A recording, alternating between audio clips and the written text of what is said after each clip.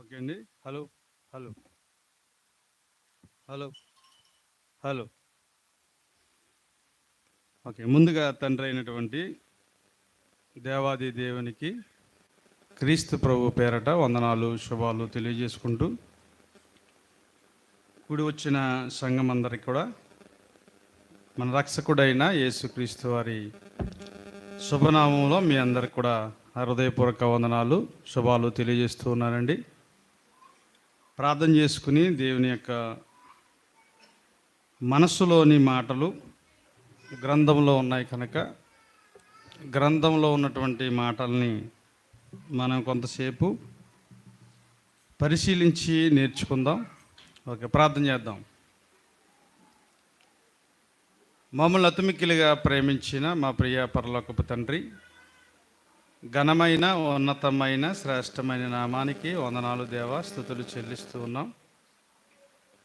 మీ అత్యంత కృపా ప్రేమను బట్టి, మీ మహా దివ్య వాక్కులు మేము నేర్చుకునటానికి మీరు మాపై చూపించినటువంటి మహాప్రేమను బట్టి కృతజ్ఞతాస్తుతులు చెల్లిస్తూ ఉన్నాము తండ్రి. సంఘమందరము కూడా, అలాగే ఇంతవరకు మా ఆత్మీయ తండ్రి గారు పిడి సుందర్రావు గారి ద్వారా చక్కనైనటువంటి మాటలు మాకు హెచ్చరింపచేసి, అలాగే దేవా ఈ సమయంలో మీ కుమారుడిగా మరి ఇక్కడ నేను నిలబడి మాట్లాడుతూ ఉండగా మీరే మాకు తోడుగా ఉండి నాకును సహాయం అనుగ్రహించమని చెబుతున్న మాటల్లో తండ్రి, ప్రతిదీ మీ మాటగా వినేవారు చెప్పే నేనైనా మీ మాటలుగా భావించి ఆ మాటల్లో ఉన్నటువంటి ఆంతర్యాన్ని గ్రహించగలిగి మా మార్పులకు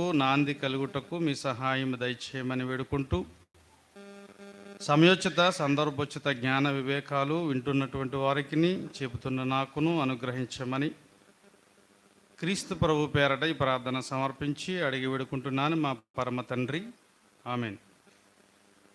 ఓకే, ప్రియమైన దేవుని పిల్లారా, మరి డాడీ గారు చాలా మంచి వాక్యాలు గత కొద్ది కాలం నుండి, అంటే ముందు నుంచి చెప్పలేదని కాదు, ఆదివారాలు ఎస్పెషల్లీ అద్భుతమైనటువంటి పాఠాలు మనకి నేర్పిస్తూ ఉన్నారు.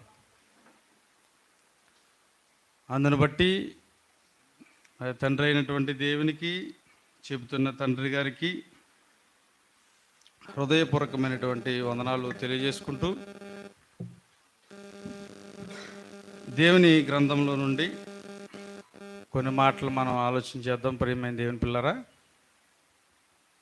లేవియ కాండం 19వ అధ్యాయము 17వ వచనాన్ని మనం ఆలోచించేద్దాం. ప్రియమైన దేవుని పిల్లరా, లేవియ కాండము 19వ అధ్యాయము 17వ వచనం. హృదయములో నీ సహోదరుని మీద పగ పట్టకూడదు,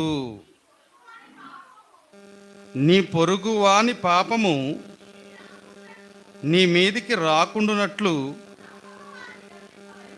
నీవు తప్పక వానిని గద్దింపవలెను అని ఈ వచనంలో రెండు విషయాల్ని తెలియజేస్తూ ఉన్నాడు తండ్రి అయినటువంటి దేవుడు. ఏమండి, ఒకే వచనంలో రెండు విషయాలను తెలియజేస్తున్నాడు దేవుడు. ఏంటి? ఒకటి, నీ సహోదరుని మీద పగపట్టకూడదు. ఓకే, ఈ విషయాన్ని మనం ఎప్పుడైనా ఆలోచన చేద్దాం. అయితే ఎలాగో ఈ విషయం వచ్చింది కనుక ఒకే ఒక్క రెఫరెన్స్, దీనిని పురస్కరించుకుని ఒక్క రెఫరెన్స్ మీకు చూపించి కింద ఉన్నటువంటి అంశాన్ని మనం మాట్లాడుకుందాం ఈరోజు. ఏమండి, యోబు గ్రంథము. ఈ పగ అనేది ఎవరు పెట్టుకుంటారు అని అంటే ఒక మాటలో తెలియజేస్తాను. యోబు గ్రంథం 36వ అధ్యాయము 13వ వచనము చూడండి.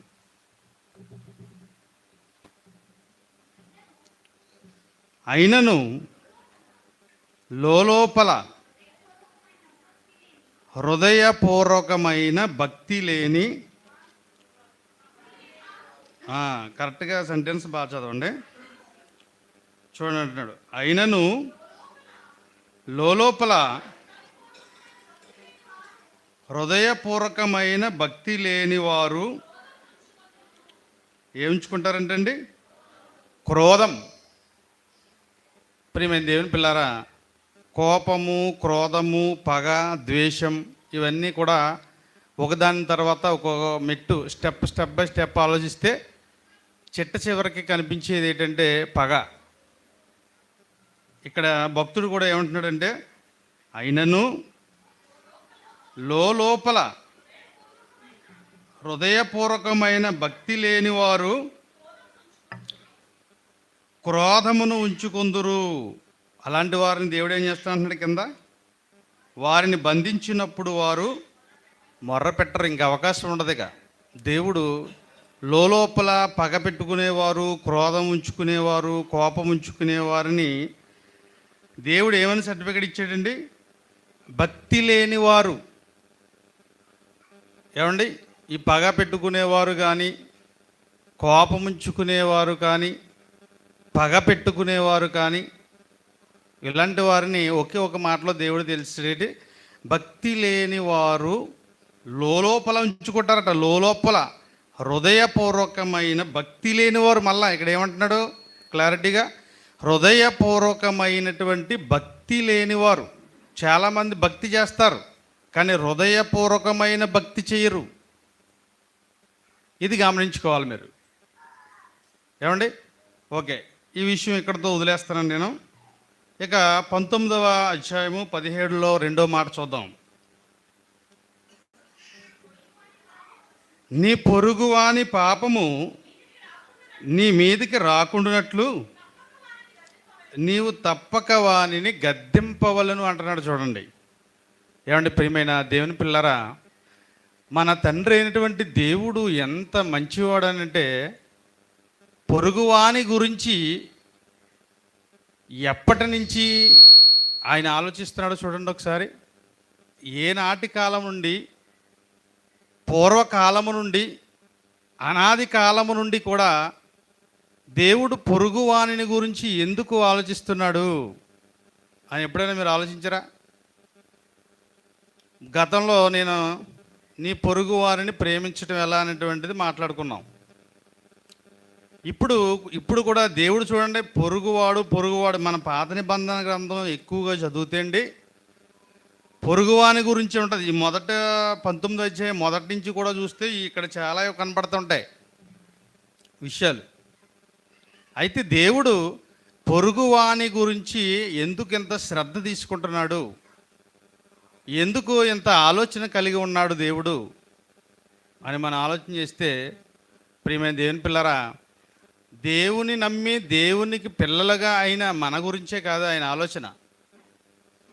పొరుగువారంటే ఎవరో దేవుని నమ్మని వారు కావచ్చు, ఏమండి అన్యులు అవ్వచ్చు, లేదంటే దేవుని నమ్మి దేవుని ఆజ్ఞలలో నుండి తప్పిపోయిన వాడిని కూడా ఏమన్నాడు, అన్యునిగా ఎంచమన్నాడు కదా. ఏమండి, అన్యుడిగా ఎంచమన్నాడు, వాడు కావచ్చు. లేదా పొరుగువాడంటే మీకు మొన్న ఒకసారి మీకు చెప్పాను ఏంటి, ఎవడైతే ఆ బాధలలో కీడులో ఆ ఇబ్బంది పడుతున్నటువంటి వ్యక్తి ఎవరైతే ఉన్నాడో వాడు పొరుగువాడు అన్నాం, అవునే కదండి. ఇక్కడ సహోదరుని గురించి మాట్లాడాడు పైన, కిందేమో పొరుగువాని గురించి మాట్లాడుతున్నాడు. సహోదరులు అంటే ఎవరండి మామూలుగా? అసలు సహోదరులు అంటే ఎవరు? క్రీస్తు యేసులోనికి బాప్తిసం పొంది ఆయన రక్తము చేత విమోచింపబడి సంఘంలో చేర్చబడిన మనమందరము సహోదరులం. ఏమండి, ఇందులోనే మళ్ళా ఏంటంట, ఎవరైతే మరి కష్టాల్లో బాధల్లో ఉన్నటువంటి వాడు ఎవరైతే ఉన్నారో, లేదా సంఘంలో నుంచి బయట వారు కానివ్వండి, వారందరినీ కూడా మనం ఏం చేస్తాం? పొరుగువారిగా చూస్తూ ఉంటాం. పొరుగువారే కదా, ఇరుగు పొరుగువారు అంటాం కదండి. ఇప్పుడు మన కుటుంబం ఉంది, మన కుటుంబంలో మనం ఏం చేస్తాం? బంధుత్వాన్ని బట్టి అన్ననో చెల్లెనో మావయ్యనో చెప్తాం మా అని. ఇక ఏమి కాని వారిని ఏమంటాం? మా పొరుగు వాళ్ళండి అంటాం. అంటే దేవుడు కూడా తన ఇంటి వారిని అయినటువంటి ఇశ్రాయేలు గురించే కాదు, పొరుగువాని గురించి కూడా దేవుడు ఆలోచించి ఆయన తీసుకున్నటువంటి చట్టాలు ఉన్నాయి చూసా, ఆయన తీసుకున్న నిర్ణయాలు, నియమాలు ఎంత అద్భుతంగా ఉన్నాయంటే చూడండి, ఎంత బాగుందో. ఇప్పుడు మనం చదివినటువంటి లేఖనంలో, నీ పొరుగువాని పాపము నీ మీదకి రాకుండానట్లు నువ్వు తప్పక వానిని గద్దింపవలను అన్నాడు. గద్దించడం అంటే ఏంటండి? తిట్టడం కాదు, అర్థమైందండి? గద్దించడం అంటే తిట్టడం కాదండి, బుద్ధి చెప్పటం, హెచ్చరించటం అవుతుంది గద్దించడం అంటే. అంతేగాని నీ పొరుగువాని గద్దించమన్నాడు కాదని ఎవరిని పడిదాన్ని తిట్టి ఎవరిని పడిదాన్ని కొట్టి టైపు గట్రా చేయకూడదు. ఇంతకే దేవుడు పొరుగువాని గురించి ఎందుకు ఆలోచిస్తున్నాడంటే, ఒక మాటలో చెప్పాలంటే, తన ఇంటివారు ఇశ్రాయేలు వారేమో తన కుటుంబం, తన స్వాస్థ్యం. ఇక బయట ఉన్నవారు ఎవరు? పొరుగువారు. వారు ఎలా వచ్చారు? వారు కూడా దేవుడు అనుకుంటేనే ఈ భూమి మీదకి వచ్చిన వారు, అంతే కదా? వారు కూడా దేవుడు అనుకుంటేనే, దేవుడు పుట్టిస్తేనే ఈ భూమి మీదకి వచ్చినవారు.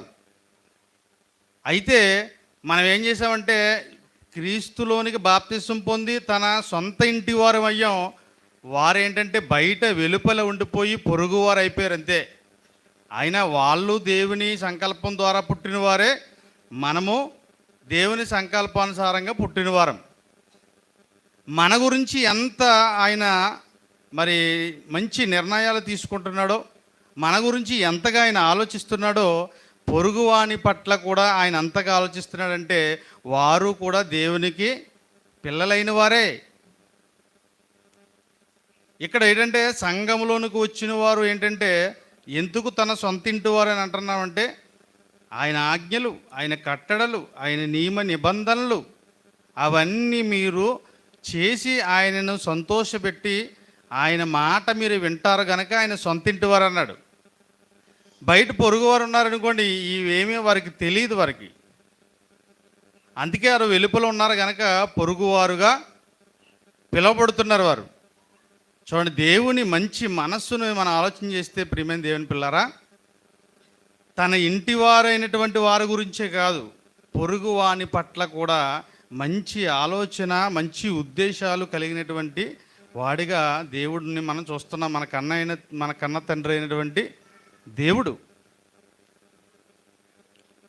ఒక తండ్రికి ఉండవలసినటువంటి అన్ని లక్షణాలు, ఒక తండ్రికి ఉండవలసినటువంటి అన్ని గుణాలు పరలోకపు తండ్రికి ఉన్నాయండి.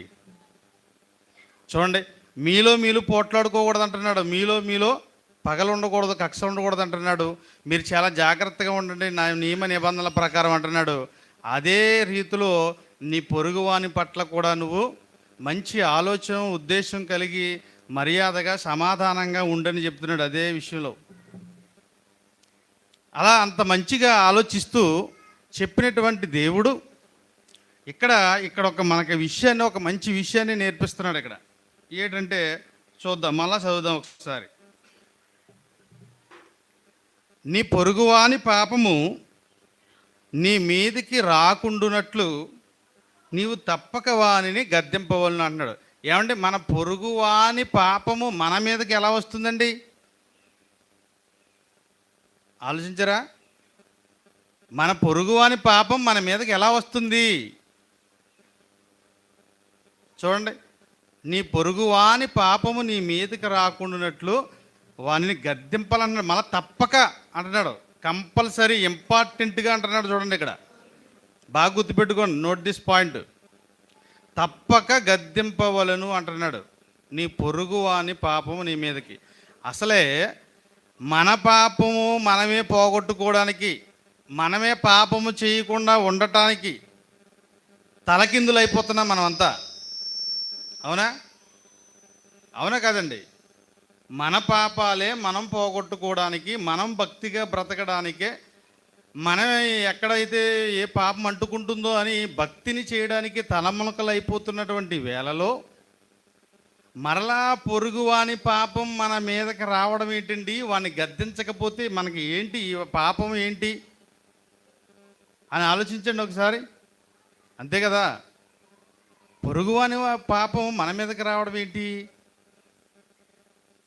అని మనం ఆలోచన చేస్తే, ప్రియమైన దేవుని పిల్లరా, నీ పొరుగువాడు కూడా తండ్రి సంకల్పాన్ని బట్టి పుట్టినవాడే. ఎందుకంటే దేవుడు అందరికీ దేవుడా? అందరికీ దేవుడు. అన్యులకేటి? అందరికినా? అందరికీ. అయితే దేవుని ఇంటిలో చేర్చబడిన నీవు, దేవుని ఇంటిలోనికి వచ్చిన నీవు రక్షింపబడ్డావు. మరి నీ పొరుగువాడు రక్షింపబడాలా లేదా? రక్షింపబడాలి. వాడిని రక్షింపబడాలి అని అంటే నువ్వేం చేయాలి? ఇక్కడ గద్దింపు అంటే గట్టిగా అరిచి చెప్పడం కాదండి, హెచ్చరిక అని అర్థం. అర్థమైందండి? హెచ్చరిక లేదా హెచ్చరించు, గద్దించు. అప్పుడప్పుడు మన పూర్వీకులు, మన తాత ముత్తాతలు ఏం చేసేవారు తెలుసండి? బయట పిల్లలుగా అల్లరి చిల్లరగా తిరిగితే తన ఇంటి వారే కాదండి, బయట ఊర్లో ఉన్న ఏ పెద్ద మనిషి అయినా హెచ్చరించి చెప్పేవాడు తప్పు చేస్తుంటే. అవునే కదా? అప్పుడు ఏం చేసాం? ఆ పెద్దలకి భయపడి ఆ తప్పులు మానుకునేవాళ్ళు. ఆ దొంగతనం కానీ, అబద్ధాలు కానీ, ఆ దొంగచాటుగా సిగరెట్లు కాల్చడం కానీ, ఏమండి, ఆ దొంగచాటుగా బీడీలు కాల్చడం కానీ, ఏ పెద్ద మనిషి అయినా హెచ్చరించినా మనం భయపడి వాటిని మానుకోవడానికి మనం ఏం చేసేవాళ్ళం? సిద్ధపడేవాళ్ళం. అంటే తప్పు జరుగుతున్నప్పుడు ఒక పెద్ద మనిషిగా, పెద్దవాడిగా నువ్వు హెచ్చరిస్తే ఆ తప్పుని అక్కడితో అరికడతావు. అప్పుడు అతని కుటుంబమే కాదు, ఆ సంఘము, ఆ సమాజం బాగుంటుంది. ఒకప్పుడు అలా ఉండేది. ఇప్పుడు ఒకవేళ గద్దించామనుకో, మా పిల్లోని అనటానికి నువ్వెవడవు? మేము లేవా? మేము చచ్చామనుకున్నావా? మేము బ్రతికామనుకున్నావా? నువ్వెవడో చెప్పడానికి మా పిల్లవాడిని అని తల్లిదండ్రులే తిరిగి మన మీదకి దెబ్బలాటకు వస్తున్నారు. చూడండి, అప్పుడు ఉన్నటువంటి వరుస చూడండి, ఇప్పుడు ఉన్నటువంటి వరుస చూడండి ఎలా ఉందో. అయితే ప్రియమైన దేవుని పిల్లారా, ఇక్కడ దేవుడు అంటున్నటువంటి మంచి ఉద్దేశం ఏంటంటే, బయట ఉన్న వారికి పొరుగువాడు కూడా దేవునికి పుట్టిన వారే కాబట్టి, దేవుని పిల్లలే కాబట్టి, దేవుని ఇంటిలోకి వచ్చిన మనము, దేవుని రక్తములో కడగబడి రక్షింపబడినటువంటి మనము కూడా అతడు ఏ పాపాలలో, ఎలాంటి పాపములో పడిపోతున్నాడో అనేటువంటి ఉద్దేశంతో ఆలోచించి, మంచి ఉద్దేశంతో మనం ఏం చేయాలంటే హెచ్చరిక అంటే దేవుని మాటతో మనం వానిని హెచ్చరించాలి. అది హెచ్చరించకపోతే ఆ పాపము మన మీదకి వస్తుంది. మీరు ఎప్పుడైనా వాక్యం చెబుతున్నారా? వింటున్నారు, నేర్చుకుంటున్నారు, క్లాసులకి అన్నింటికి వచ్చేస్తున్నారు. కానీ దేవుని వాక్యముతో మీరు ఎవరినైనా హెచ్చరిక చేస్తున్నారా? ఈ హెచ్చరిక చేయకపోతేనే ఇదిగో ఇలా వస్తుంది పాపం. అసలు మన పాపం మనం పోగొట్టుకోవడానికి తలమునకలు అయిపోతున్నాం. మనం పాపాలు చేయకుండా, అబద్ధాలు ఆడకుండా, ఏంటంటే మోహపు చూపులు చూడకుండా, ఇంకా రకరకాల పాపాలు అనేక. యోకోబు రాసినటువంటి పత్రిక 3వ అధ్యాయం 2వ వచనంలో అంటాడు, మనమందరము అనేక విషయములలో తప్పిపోవచ్చున్నాము అని అంటాడు. చూడండి, చూసుకొని కావాలి అక్కడ. ఏమండి, రాసుకోవడం కావాలి అక్కడ. మనం అందరము అనేక విషయంలో తప్పిపోతున్నాం. మనమే తప్పిపోతుంటే ఇక పొరుగువాని పాపము వానిని హెచ్చరించకపోతే ఆ పాపము మన మీద పడుతుందని అంటుంటే అసలు ఈ క్రైస్తవ్యంలోకి రావడానికే భయంగా ఉంది కదా? అసలు దేవుని వెంబడించడానికే భయంకరంగా ఉంది కదా? అవునా కదా? మన పాపం మనం పోగొట్టుకోవడానికి ఎంతో ప్రయాసపడుతున్నాం. ఇక వాడికి హెచ్చరించకపోయి, వాడికి వాక్యం చెప్పకపోయి, వాడికి దేవుడి గురించి చెప్పకపోతే వాడి పాపము కూడా మన మీద పడుతుందంటే చూడండి ఎలా అవుతుందో. తడిపు మోపుడు అవుతుంది మనకి. అది ఆ ఉద్దేశంతో, ఆ ఇంటెన్షన్తో చెప్తుండే దేవుడు. ఇక్కడ చూడండి, చదవండి మళ్ళీ ఒకసారి. నీ పొరుగువాని పాపము నీ మీదికి రాకుండునట్లు చూడండి, నీవు తప్పక హెచ్చరించవలను లేదా గద్దించవలను. తప్పక, ఇంపార్టెంట్గా అని చెప్తున్నాడు చూసారా, తప్పకుండా. మనం అప్పుడప్పుడు అంటాం మరీ తప్పకుండా రావాలని అంటాం పెళ్లి కార్డు ఇచ్చినప్పుడు, అవునా? మన ఫంక్షన్ కార్డు ఇచ్చినప్పుడు మరీ తప్పక రావాలని అంటుంటాం. కానీ దేవుని యొక్క వాక్యము కూడా ఏం చెప్తుందంటే, దేవుని మాట, దేవుని ఉద్దేశం, నీ పొరుగువాని పాపము నీ మీదకి రాకుండునట్లు ఏం చేయాలి తెలుసా? నీవు తప్పకుండా వాక్యముతో వారిని హెచ్చరిక చెయ్యాలి. చెయ్యకపోతే ఆ పాపము, నీవు పవిత్రుడు అయిపోయి, నేను రక్తంలో కడగబడిపోయి, యేసుక్రీస్తు వారి రక్తంలో బాప్తిసం తీసుకున్నాను, నేను తర్వాత వారం గుడికి వెళ్తున్నాను, నాకు తోచిన కానుక వేస్తున్నాను అని అందరూ అదే భావంలో మనం అనుకుంటాం. కానీ మన వెనక ఒక పాపం మనల్ని వెంటాడుతుంది. ఏంటో తెలుసా? పాపము పొరుగువాని పాపం. మన ఇరుగు పొరుగు వారికి వాక్యం చెప్పకపోవటం వలన, మన చుట్టూ ఉన్నవారికి మన వాక్యం చెప్పకపోవటం వలన, మన ప్రాంతంలో మనం వాక్యం చెప్పించకపోవటం వలన ఆ పాపము మనల్ని వెంటాడుతుందండి. నిజమండి. చూడండి, దేవుడు వాక్యం కరెక్ట్గా ఉందా లేదా? ఉంది. ఎందుకంటే దీనికి సంబంధించినటువంటి మరొక లేఖనంలో మరొక చోట రాయబడింది, దేవుడు రాశాడు. అయితే దానికంటే ముందుగా చూడండి, మనం ఎందుకు హెచ్చరిక చేయమంటే, చాలామంది ఈ విషయంలో తప్పిపోతాం హెచ్చరిక చేయకుండా. ఒకటి, సంఘములో సహోదరుని హెచ్చరించాలి. అర్థమైందండి? ఇది హెచ్చరిక చేయకపోయినా ఈ పాపం కూడా మన మీదకి వస్తుంది. తెలుసా? పొరుగువాని పాపమే కాదు. ఇప్పుడు పొరుగువాని గురించి దేవుడు ఎంతగా ఆలోచించినప్పుడు, సంఘములో ఉన్న నీ సహోదరు గురించి దేవుడు చెప్పడా? చెప్పుతాడు ఖచ్చితంగా. గనుక సంఘములో నీ సహోదరుడు కానీ నీ సహోదరి కానీ తప్పు చేసినప్పుడు అప్పుడు కూడా నువ్వు తప్పక హెచ్చరించాలి. అర్థమైందండి? చూడండి, కీర్తనల గ్రంథం 19వ అధ్యాయం 17, 12, 13 వచనం చూద్దాం. చూడండి ఒకసారి. కీర్తనల గ్రంథము 19వ అధ్యాయము 12వ వచనము 13వ వచనము చూద్దాం. ప్రియమైన దేవుని పిల్లారా, చూడండి, అంటాడు, తన పొరపాటులు కనుగొనగలవాడు ఎవడు?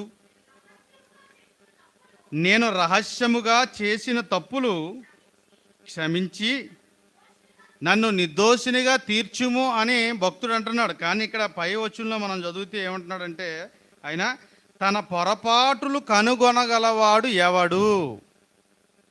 ఇక్కడ మన పొరపాటులు ఎవరికి వారే పరీక్షించుకోవాలి. మన పొరపాటులు మనం కనుగొనగలిగితే ఏమంటున్నాడు? క్షమించి నన్ను నిర్దోషనుగా తీర్చు అంటున్నాడు. తన పొరపాటులు కనుగొనాలట మనం అలా కనుగొనవాడు ధన్యుడైపోతాడు. మన పొరపాటులు మనం కనుగొనగలిగేటువంటి ఆ జ్ఞానం, ఆ శక్తి మనకు రావాలి. చాలామంది తన పొరపాట్లు కనుగొనలేడు. ఒకవేళ ఎవరికైనా అది కనుగొని, తమ్ముడు ఇది ఇలాగా, అక్క ఇది ఇలాగా, చెల్లి ఇది ఇలాగని చెప్తే ఏం చేస్తారో తెలిసే వాళ్ళు వినిపించుకోరు. వీడు పెద్ద మరి పవిత్రుడు, వీడు పెద్ద బుద్ధిమంతుడు మరి వీడు అని అంటాడు. అలా అనేవాడు కూడా ఏమంటున్నాడంటే, సామెతల గ్రంథం చూడండి ఒకసారి. ఇక్కడికి వెళ్ళి మళ్ళీ ఇక్కడికి వద్దాం. సామెతల గ్రంథం అలా అంటారు. ఎలాంటి వారంటే, ఒకవేళ మనం సహోదరికో మనం ఈ తప్పులు లేదా నువ్వు ఈ పొరపాట్లు చేస్తున్నావు, ఎందుకంటే తన పొరపాట్లు కనుగొనగలవాడు ఎవడు అని అంటున్నాడు. సో ప్రశ్న వేస్తున్నాడు. అది కనుగొనాలంటే వాక్యము నీ హృదయం నిండా నింపుకొని ఉండగలిగితే, వాక్యం ఒక్కొక్కటి బయటికి తేలజేస్తూ ఉంటాయి మన తప్పులు, మన పాపాలని. కానీ అంత వాక్యం చదివి అంత పరిశీలనగా ఎవరండి హృదయం నిండా వాక్యం పెట్టుకుంటున్నారు? ఇది మనం చేయట్లేదు కనుక, పోనీ ఎవరో ఒక సహోదరుకో మన పొరపాట్లు, మన తప్పులు తెలిసినప్పుడు దాన్ని మనం హెచ్చరించినప్పుడు ఏం చేస్తారంటే, వాళ్ళు మంచిగా స్వీకరిస్తే మంచిగా బాగుపడతాడు వాడు. మంచిగా స్వీకరించలేదనుకోండి ఖచ్చితంగా నాశనానికి పోతాడు. అలాంటి వారి గురించి దేవుడు ఏమంటున్నాడంటే సామెతల గ్రంథము 9వ అధ్యాయము 7వ వచనంలో 2వ మాట చూడండి ప్రియమైన దేవుని వారలారా. భక్తిహీనులను గద్దించువానికి అవమానము కలుగును అంటున్నాడు. చూడండి ఇక్కడ భక్తిహీనులను గద్దిస్తే ఏం చేస్తారంటే వాళ్ళు అవమానం, తిరిగి మనకి ఎదురు సమాధానం చెబుతారు, తిరిగి మనల్ని అవమానిస్తారు, తిరిగి మనల్ని అపహాస్యం చేస్తారు. ఎవరట ఈ క్యారెక్టర్ ఉన్నవాళ్ళు? భక్తిహీనులు. భక్తిహీనులండి ఈ క్యారెక్టర్ ఉన్నవాళ్ళు. కనుక ఎప్పుడైనా సరే గద్దించేటప్పుడు దేవుని వాక్యముతో అది నా మంచి కొరకేనేమో అని ఆలోచించండి. అది నా యొక్క భవిష్యత్తు బాగు కొరకని ఆలోచించాలి ప్రియమైన దేవుని పిల్లరా. చూడండి ఇక్కడికి వచ్చేద్దాం, మళ్ళీ కీర్తన గ్రంథం సమయం అయిపోతుంది. 13 చదవం 13సారి. దురాభిమాన పాపములో పడిపోకుండా నీ సేవకుని ఆపుము, వాటిని నన్ను ఏలనీయకుము అని అంటున్నాడు. చూడండి ఇక్కడ ఏంటంటే ఇక్కడ ఏ పాపం అంటున్నాడు? దురాభిమాన పాపము. ఈ ముందు మనం 19వ అధ్యాయము లేవియకాండము 17లో చదువుకున్నాం చూసావా? నీ పొరుగు వాని పాపము నీ మీదకి రాకుండా వారిని తప్పక గద్దించవలని అన్నావా? ఏమండి అది అలాగే నీ సహోదరుని నీ సంఘములో తప్పు చేసినప్పుడు గద్దించకపోవటం అనేది ఎక్కడ తప్పు చేస్తున్నామో తెలిసిండి. మనం వాడిని ఏమైనా గద్దిస్తే, వాడికి ఏమైనా చెబితే వాడు ఏమనుకుంటాడో, వాడు బాధపడతాడేమో, వాడు మనతో మాట్లాడేమో, వాడి ముఖం చిన్నబుచ్చుకుంటాడేమో, వాడు మనకేమైనా ఇవ్వాల్సింది ఇవ్వడేమో, మనకు సహాయం చేయవలసింది చెయ్యడేమో అని చాలామంది ఇక ఈ పాపంలోనే పడిపోతున్నారు. అదేంటట? దురాభిమాన పాపము. ఏం పాపం ఏంటంటే దురాభిమానం. అంటే మనకు వాళ్ళు ఏదో సహాయం అందించి వారికి మనకి ఏదో డబ్బులు పూర్వకంగానో వస్తువు రూపంలోనో ఏదో ఒక రూపంలో సహాయం, మాట సహాయం అవనవచ్చు. ఏమండి మనతో లేదా బాగా మాట్లాడచ్చు, మనతో సన్నిహితులుగా ఉండొచ్చు, స్నేహంగా ఉండొచ్చు. ఇలాంటి వారిని ఏమంటే ఏం బాధపడతారో ఏమనుకుంటారోనని ఏం చేస్తారంట? వారిని హెచ్చరించరు, తప్పక హెచ్చరించరు. వాళ్ళు దురాభిమాన పాపములో పడిపోతాడట. ఇక్కడ దావీదు గారు కూడా ఏమంటున్నాడో తెలుసండి? దురాభిమాన పాపములలో పడకుండా నీ సేవకుని ఆపుము, ఆపుము అంటున్నాడు. చూడండి అంటే నాకు ఎవ్వరి మీద పక్షపాతం లేకుండా, ఆడు నా రక్త సంబంధి అయినా, నా బంధువు అయినా, పొరుగువాడవని, సహోదరుడైనా, ఎవడైనా సరే తప్పు చేస్తే నేను హెచ్చరించేటట్లు నా హృదయాన్ని పురుగొల్పు దేవా అంటున్నాడు. ఇలాంటి దురాభిమాన పాపంలో పడిపోకుండా నన్ను ఆపుము అని అంటున్నాడు. చూడండి భక్తుడు. వాటిని అంట మళ్ళీ నన్ను ఏలనీయకము అని అంటున్నాడు. చూడండి వాటిని ఏలనీయకము. చూడండి మనలో ఎంతమంది మీరు ఇలా ఖచ్చితంగా కరాఖండిగా ఉండి తప్పు చేసినప్పుడు నీ సహోదరిని మీరు హెచ్చరించగలుగుతున్నారు చెప్పండి? గుండెల మీద చేసుకొని నాతో సహా చెప్పండి. టయానికి రాకపోతే ఎప్పుడైనా హెచ్చరించి చెప్తున్నారా? ఏమండి డాడీ గారు మొన్న వారమే చెప్పారు, దేవుడి సన్నిధిలోకి వచ్చి మీ మధ్య నేను ఉంటాను, మీరు నా దగ్గరికి రావాల్సి లేదు, మీ దగ్గరికి నేను వస్తాను అని అంటే మీరు ఏ టయానికి వస్తున్నారో? మొన్న వారం బొత్తిగా దారుణం. ఆ వారం విని వాక్యం ఈ వారమైనా బుద్ధి తెచ్చుకుని వస్తారేమనుకోండి, ఈ వారం కూడా అంతే. ఏమంటే సీనియర్ సహోదరులుగా మీరు ఏమి నేర్పిస్తున్నారు మీ మీ జూనియర్స్కి? నాయకులుగా ఉన్నవారు మీరు ఏమి నేర్పిస్తున్నారు? సమయం విషయంలో కానీ ప్రతి విషయంలోనూ కూడా సంఘమునకు మాదిరిగా ఉండాలంటాడు. ఏమి నేర్పిస్తున్నాం మనం సంఘానికి చెప్పండి? సంఘానికి ఏమి నేర్పిస్తున్నాం చెప్పండి ప్రియమైన దేవుని పిల్లరా? లేటుగా రావడమా?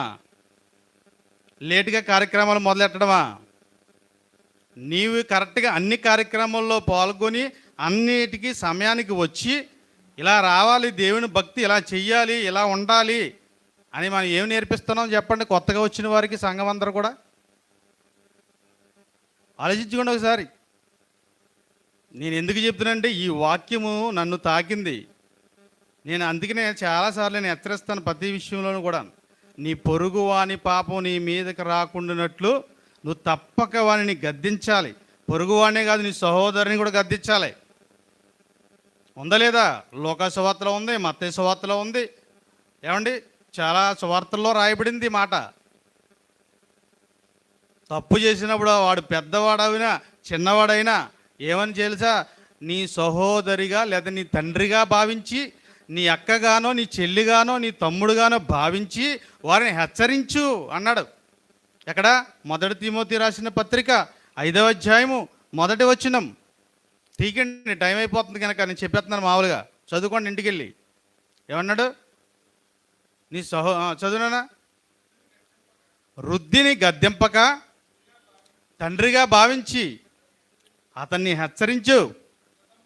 అన్నదమ్ములని యవనులను, తల్లులనేమో వృద్ధ స్త్రీలని, అక్క చెల్లెండ్రని ఏం చేయాలంట? పూర్ణ మనస్సుతో పవిత్రతతో యవ్వన స్త్రీలను కూడా అందరిని ఏం చేయమంటున్నాడు? హెచ్చరించమంటున్నాడు. చెప్పాలండి మనం. ఇంకేం నడిపిస్తాం? ఇంక దేవుని వాక్యం ఏం చెప్తారు? మీరు దురాభిమాన పాపంలో పడిపోతే, మీరు ఇంత మొగమాటం గలవారు అయిపోతే ఇంక దేవుని వాక్యం ఏమి నడిపిస్తారు? మీరు ఏం చెబుతారు? ఏం నేర్పిస్తాం? ప్రియమైన దేవుని పిల్లరా, గద్దింపుకు లోబడని వాడు ఏమవుతాడు? పశుప్రాయుడు. వాడు పశుప్రాయుడు అంటే గద్దింపుకు లోబడకపోతే. దేవుని మాటలండి, ఇక్కడుండి ఎవరు చెప్పినప్పటికీ కూడా అది దేవుని వాక్యం. మీలో ఎవరి మీదో కక్ష పెట్టుకుని ఏదో చేసి అవన్నీ మాకెందుకండి అవసరం? అవన్నీ మాకెందుకు? మీ పర్సనల్ విషయాలు మాకు అనవసరం. దేవుని వాక్యంలో, దేవుని వాక్య విషయంలో, దేవుని సన్నిధి సంఘం విషయంలో, దేవుని పనిపాటల్లో లోపాల విషయాల్లో దేవుని వాక్యాన్ని మనం పసిగట్టి, ఎక్కడ లోపం జరుగుతుందో పసిగట్టి హెచ్చరించాలి, హెచ్చరిక చెయ్యాలి. దావీదు గారు అదే అంటున్నాడు. ఇక్కడ ఏమంటున్నాడు చూడండి, చదవండి ఆయన. 13. దురాభిమాన పాపములలో, ఒకటి కాదట, పాపములలో అంటున్నాడు. చూసారా? చాలా ఎక్కువ. ఒకటి కాదు, రెండు కాదు. మనం ఎప్పుడైనా ఏదో ఒక్కో దానికి చిన్నగా మొహమాట పడ్డామని ఓకే అనుకుంటాక సరిపోదు. దురాభిమాన పాపములలో అంటున్నాడు చూడండి ఇక్కడ. దురాభిమాన పాపములలో పడిపోకుండా నీ సేవకుని ఆపుము అంటే సేవకుడికి చెబుతున్నాడు కదా. ఏమంటే మా సంఘంలో విశ్వాసులు సహోదరులు కాదనుకుంటున్నారేమో, మనకి అందరికీ వర్తింతది ఇది. అంటే నెత్తిన పైన హెడ్గా ఎవరైతే సింహాసనం మీద కూర్చుంటారో వాడిని కొడితే కింద ఉన్న వాళ్ళందరికీ బుద్ధి వస్తుందని ఇక్కడ ఈ వాక్యం రాయించాడు. అర్థమైందండి? అంతే కదా. ఒక సేవకుడికి, ఒక బోధకుడికి చెప్పామనుక ఆ విషయం కింద ఉన్న వారందరికీ మనకు బుద్ధి వచ్చేలా. అదే సమయంలోనైనా, అది ప్రతి పని విషయంలోనైనా, ఏ విషయంలోనైనా సరే వాక్య ప్రకారముగా హెచ్చరించాలి. పర్సనల్గా అవసరం లేదు మనకి. ముందు ఏం చేయడం అంటున్నాడు? వాక్యంతో హెచ్చరించు. తర్వాత లేదంటే 2-3 తీసుకెళ్ళి వారు సాక్షులు ఉండేటట్లుగా వారి ముందు హెచ్చరించు. తర్వాత సంఘంలో హెచ్చరించన్నాడు. ఇంక ఇవన్నీ మనం చూస్తే చాలా పెద్ద స్టోరీ అయిపోద్ది. కనుక ప్రియమైన దేవుని పిల్లరా, దురాభిమాన పాపములో పడకుండా నీ సేవకుని ఆపము, వాటిని నన్ను ఏలనీయకము. అప్పుడు నేను యథార్థవంతుడినై అధిక ద్రోహము చెయ్యకుండా ఏం చేస్తాడంట? నిందారహితుడిగా అవుతాను. మన సహోదరులు తప్పు చేసినప్పుడు హెచ్చరించకపోయినా సరే ఆ పాపం అట మన మీద ఉండిపోతుందంట. ఆ పాపం మన మీద ఉండిపోతుందండి. ఇంక మనం భక్తి ఏం చేస్తున్నాం? ఇక మనం అన్ని కరెక్ట్గా చేస్తున్నాం. కాను కరెక్ట్గా ఇచ్చేసి, టయానికి కరెక్ట్గా వచ్చేసి, సభలన్నింటికి కరెక్ట్గా వచ్చేసి, నీ సహోదరుడు తప్పు చేసినప్పుడు హెచ్చరించకపోయినా ఆ పాపం నీ మీద ఉండిపోద్ది. నీ సహోదరి మీద నీ హెచ్చరించకపోయినా ఆ పాపం నీ మీద ఉండిపోద్ది. ప్రియమైన దేవుని పిల్లరా, చూడండి, ఇంకా మనం చూడగలిగితే యెహెజ్కేలు గ్రంథము 3వ అధ్యాయం 18 నుంచి 21 వచనాలు చదువుకుందాం. తొందరగా తీయండి. 1-2 విషయాలు మనం చూసుకుని ముగించుకుందాం. ఈవేళ డాడీ గారు కూడా చాలా సమయం ఎక్కువ చెప్పారు. దానివల్ల మాకు టైం లేకుండా పోయింది. పాఠం కంప్లీట్ చేయడానికి ప్రయత్నిస్తాను. చూడండి, యెహెజ్కేలు గ్రంథం 3వ అధ్యాయము. యెహెజ్కేలు గ్రంథం 3వ అధ్యాయం 18 నుంచి 21. అవశ్యముగా నీవు మరణమవుదువని దుర్మార్గుని గురించి నీవు ఆజ్ఞ ఇయ్యగా, నీవు అతనిని హెచ్చరిక చేయకయు అతడు జీవించున్నట్లు తన దుర్మార్గతను విడిచిపెట్టవలెనని వానిని హెచ్చరిక చేయకయు నుండిన ఎడల, ఆ దుర్మార్గుడు తాను చేసిన దోషమును బట్టి మరణమవును గాని అతని రక్తమునకు నిన్ను ఉత్తరవాదిగా ఎంచుదును అంటున్నాడు. చూడండి ప్రియమైన దేవుని వల్లారా, అవశ్యముగా నీవు మరణమవుదువని నేను దుర్మార్గుని గురించి. ఇంచుమించుగా దుర్మార్గుడు అంటే ఎవరు? దేవుని మాటకు లోబడని వారు, అంతే కదా దుర్మార్గుడు. పాపాత్ములు అనగానే దేవుని ఆజ్ఞకు లోబడని వారు పాపులు, ఇవన్నీ మనకు తెలుసు. ఇంకా పొరుగువాడు అంటే బయట వెలుపడ సంఘము లోన ఉన్నవాడు కాక పొరుగువాడు అంటే ఏంటి? వాడికి ఏం తెలుసు? వాడికి చట్టం తెలియదు కనుక ఏవేవో కార్యక్రమాల్లో, పాపపు కార్యక్రమాల్లో, కలాపాల్లో ఉంటాడు. వాళ్ళంతా ఎవరు? దుర్మార్గుడు. అంతేకంటున్నాడు అవశ్యముగా అంటే, అవశ్యముగా అంటే చాలా ఇంపార్టెంట్గా, ఖచ్చితముగా. ఏం చెప్పాడట దేవుడు? నీవు మరణమవుదు అని నేను ఆ దుర్మార్గమును గూర్చి ఆజ్ఞ ఇచ్చాడట దేవుడు. ఇస్తే నీవు అతనిని హెచ్చరిక చేయకయు. ఇది ఎవరితో చెప్తున్నాడు? యెహెజ్కేలు ప్రవక్త ద్వారా చెప్తున్నాడు. అప్పుడు యెహెజ్కేలు ప్రవక్తతో చెప్పాడు, ఇప్పుడు మనతో చెప్తున్నాడు. బాగా గుర్తుపెట్టుకోండి ఈ విషయం. ఏమండి?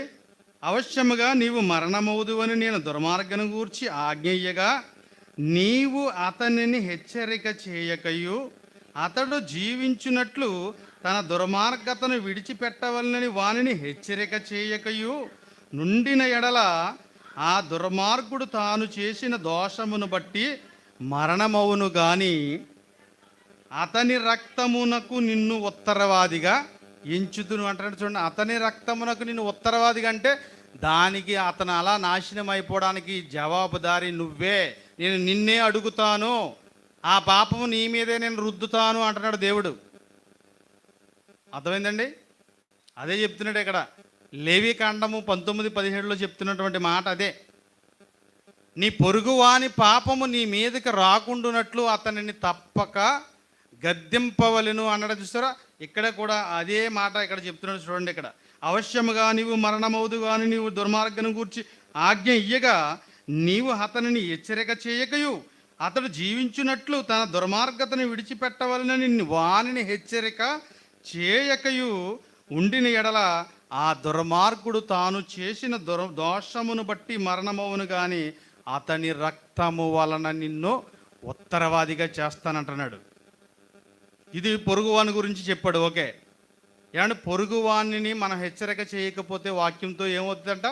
ఆ పాపం మన మీదకి వస్తుందని చెబుతున్నాడు. ఇప్పుడు దేవుని ఇంటి వారి అయినటువంటి మన గురించి చెప్తున్నాడు. చూడండి కింద,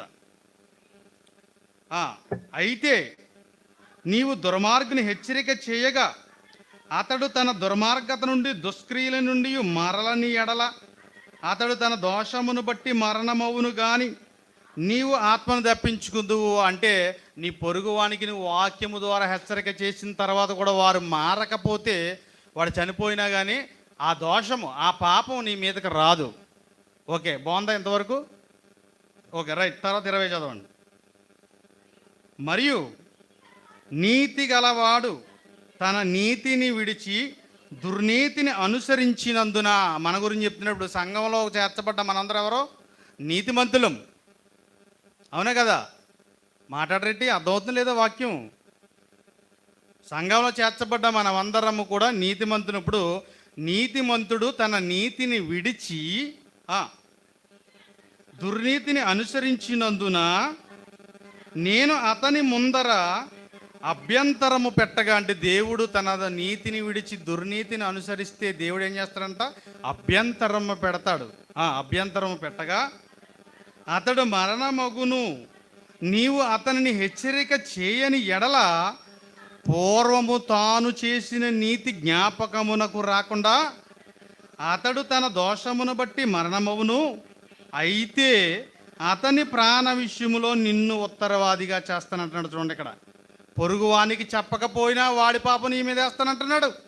సంఘములో చేర్చబడిన నీ సహోదరుడు సహోదరిని తప్పు చేసినప్పుడు, దుర్నీతిలో నడుస్తున్నప్పుడు వాడిని హెచ్చరిక చేయకపోతే వారి పాపం కూడా నీ మీద వేస్తానంటున్నాడు. చూడండి, దేవుడు ఎంత అద్భుతంగా ఆలోచించాడు. చూడండి, అప్పుడప్పుడు అంటాం కాలుగెత్తి కీలికి, కీలికెత్తి కాలుకి ఎత్తే లంకి అంటారు. దేవుడు ఎలా పెట్టాడు చూడండి చట్టం. నీవు నీతిగా ఉండడం కాదు, నీ ఎదుటిన్న వారిని కూడా నీతో నడిపించాలి. నువ్వు నీతి తప్పితే, నీ సహోదరుడు నీతి తప్పితే నువ్వు హెచ్చరించాలి. లేదా నువ్వు నీతి తప్పితే నీ సహోదరుడు హెచ్చరించినప్పుడు నువ్వు హెచ్చరింపబడాలి. మొత్తం మీద ఏం చేయాలంటే అందరినీ మారు మనసు పొందేటట్లు, తన మనసు మార్చుకుని నీతి యథార్థ మార్గం అందు నడిచేటట్లుగా చేయవలసిందే అందరము కూడా. అందరం ఇందులో తాము అని లేదా పరాయి అని అస్సలు భేదం లేదండి. చూడండి ఎంత బాగా రాశాడో దేవుని యొక్క వాక్యం, ఎంత అద్భుతంగా రాశాడు. పడుకోకుండా ఆయన చూడండి ఎంత బాగా హెచ్చరించాడో దేవుడు. అటు పొరుగువాని గురించి హెచ్చరించాడు, చెప్పకపోతే ఇది నీతిమంతుడైన సంఘంలో ఉన్న మనందరి గురించి కూడా హెచ్చరించాడు. అయితే పాపము చేయవలదని నీతి గలవాని నీవు హెచ్చరిక చేయగా అతడు హెచ్చరింపబడి పాపము చేయక మానిని ఎడల అతడు అవశ్యముగా బ్రతుకును. నీ మట్టుకు నీవును ఆత్మను తప్పించుకుంటావు, లేదంటే నీ ఆత్మను తప్పించుకోలేవు. నువ్వు వాడితో పాటు ఎక్కడ పోతావు? పాతాళానికి జారిపోతాం. మనం ఎంత చేయగలమో అంతవరకు చెయ్యాలి. మన ఇరుగు పొరుగు వారు, మన ఊరిని, మన ప్రాంతం, మన సంఘంలో కూడా అందరిని హెచ్చరించాలి. ఎక్కడ ఎటువంటి భేదం ఉండకూడదు. ఇప్పుడు వాకింగ్ చెప్తున్నామని అన్నికి చెప్పకూడదేమో మీరు అనుకోకండి, చెప్పండి. తప్పుంటే వాక్యంతో హెచ్చరించండి.